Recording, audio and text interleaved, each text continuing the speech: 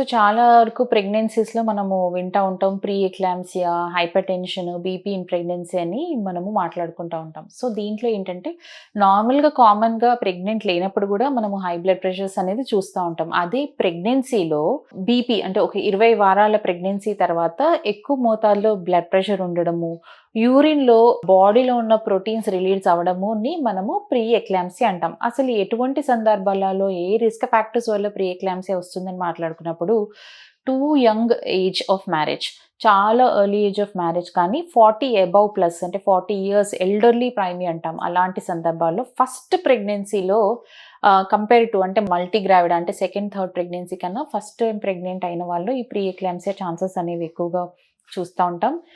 Thyroidism, hypothyroidism ఉన్న వాళ్ళు కంటే థైరాయిడ్ సమస్యలు ఉన్న వాళ్ళలో కూడా ఈ ప్రీ ఎక్లాంప్సియా సమస్యను మనం చూస్తా ఉంటాం. ఇదే కాకుండా ఆల్రెడీ ఏదైనా కిడ్నీ ప్రాబ్లము, డయాబెటీస్ ఉన్న వాళ్ళు కూడా ఈ ప్రీ ఎక్లాంప్సియా ప్రాబ్లమ్ చూస్తుంటాం. వాస్క్యులర్ డిజార్డర్స్, ఆల్రెడీ వాళ్ళు ఏదైనా వాస్క్యులర్ డిజార్డర్స్‌తో బాధపడుతున్న వాళ్ళు కూడా ఈ ప్రీ ఎక్లాంప్సియా ప్రాబ్లమ్ అనేది మనం చూస్తా ఉంటాం. ఆల్రెడీ ముందు ప్రెగ్నెన్సీలో ప్రీ ఎక్లాంప్సియా ఉన్న వాళ్ళకు తర్వాత ప్రెగ్నెన్సీస్‌లో కూడా ఈ ప్రీ ఎక్లాంప్సియా రిస్క్ అనేది ఎక్కువ మోతాదులో ఉండడం అనేది జరుగుతుంది. అసలు ఏముంటుంది ఈ ప్రీ ఎక్లాంప్సియాలో మనం మాట్లాడుకున్నప్పుడు 20 వారాల ప్రెగ్నెన్సీ దాటిన తర్వాత రెగ్యులర్‌గా మనం యాంటీనేటల్ చెకప్స్‌కి వచ్చినప్పుడు నార్మల్‌గా ఉండే బ్లడ్ ప్రెషర్ సడెన్‌గా ఏంటంటే ఎక్కువ మోతాదు అంటే systolic 140, diastolic blood pressure more than 90 అంటే 140/90 కన్నా ఎక్కువగా మోతాదులో బీపీ రావడము, యూరిన్ టెస్ట్ చేసినప్పుడు దానిలో ప్రోటీన్ కాంటెంట్ కనపడము, దాన్ని మనం ప్రీ ఎక్లాంప్సియా అంటాం. సో, ఈ ప్రీ ఎక్లాంప్సియాని మనం డయాగ్నోస్ చేసినప్పుడు కొన్ని రకాల మెడికేషన్స్, యాంటీ హైపర్‌టెన్సివ్స్ అనేది ఇవ్వడం అనేది జరుగుతుంది. రెగ్యులర్‌గా పేషెంట్స్‌ని ఇంట్లో బీపీ మానిటర్ చేసుకోవడం అనేది మనం చెప్తా ఉంటాము.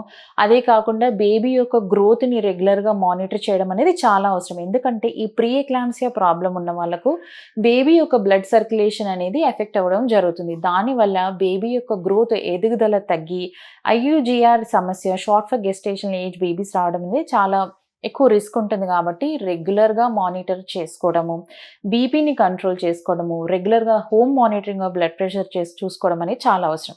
సో, కొంతమందిలో ఏంటంటే ఆల్రెడీ రెగ్యులర్‌గా బీపీ మానిటర్ చేసుకున్న, యాంటీ హైపర్‌టెన్సివ్ డ్రగ్స్ వాడినా గానీ కొన్ని సందర్భాల్లో ఈ బ్లడ్ ప్రెషర్ అనేది హైగా అంటే ఎక్కువగా అయిపోవడము అనేది జరుగుతుంది. సో, ఇలాంటి సందర్భాల్లో అంటే మీరు ఇంట్లో ఉండి ఎట్లా డయాగ్నోస్ చేసుకోవాలి హై బ్లడ్ ప్రెషర్ రీడింగ్స్ అని మాట్లాడుకున్నప్పుడు, ఎక్కువగా బ్లడ్ ప్రెషర్ ఇంక్రీజ్ అయినప్పుడు మదర్‌కి అంటే ప్రెగ్నెంట్ లేడీకి ఎక్కువగా తలనొప్పి రావడం, హెడేక్ ఒకటి, కడుపులో నొప్పి అంటే upper part of the stomach పైన భాగంలో పైన భాగంలో పొట్టలో నొప్పి రావడము, బ్లరింగ్ ఆఫ్ విజన్ అంటాం. అంటే కళ్ళు చిమ్మ చీకటిగా సడెన్‌గా బ్లాక్‌ఔట్స్ లాగా రావడము, బేబీ యొక్క మూవ్‌మెంట్ కూడా తక్కువ మోతాదులో ఉండే అవకాశాలు కూడా ఉంటాయి. సో, ఇలాంటి సందర్భాల్లో కంపల్సరీగా ఇమ్మీడియేట్‌గా మీ డాక్టర్ గారిని సంప్రదించి తగిన ట్రీట్మెంట్ తీసుకోవడం అనేది అవసరం.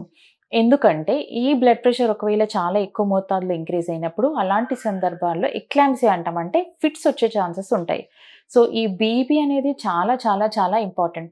రెగ్యులర్‌గా బీపీ మానిటర్ చేసుకోవడము, టాబ్లెట్స్ తీసుకోవడము, వార్నింగ్ సైన్స్ అంటే ఏ ఏ సింప్టమ్స్ వస్తే ఇమ్మీడియేట్‌గా హాస్పిటల్‌కెళ్ళాలి అనేది మీకు అవగాహన ఉండడం అనేది చాలా అవసరం. సో, మీకు ఇలాంటి సందర్భాల్లో ఎక్కువగా బీపీ వచ్చి విజన్ ప్రాబ్లమ్స్ ఉన్నాయి, స్టమక్ పెయిన్ వస్తుంది అని అనుకున్నప్పుడు ఇమ్మీడియేట్‌గా డాక్టర్ గారు మీకు కొన్ని రకాల మెడికేషన్స్ ఇవ్వడం అనేది జరుగుతుంది. ఒకవేళ మీరు ఎక్లాంప్సియా ఫిట్ త్రో చేస్తున్నారు అని చెప్పేసి అవసరమైతే మిమ్మల్ని అడ్మిషన్ చేసుకొని ఇమ్మీడియేట్‌గా కూడా డెలివరీ చేసే అవకాశాలు ఉంటాయి. మీరు తీసుకునే అదే మందులు, అదే నాణ్యమైన మందులు, కానీ సగం ధరకే. అవును, మెడ్ ప్లస్ బ్రాండ్స్ పై 50-80% తగ్గింపు.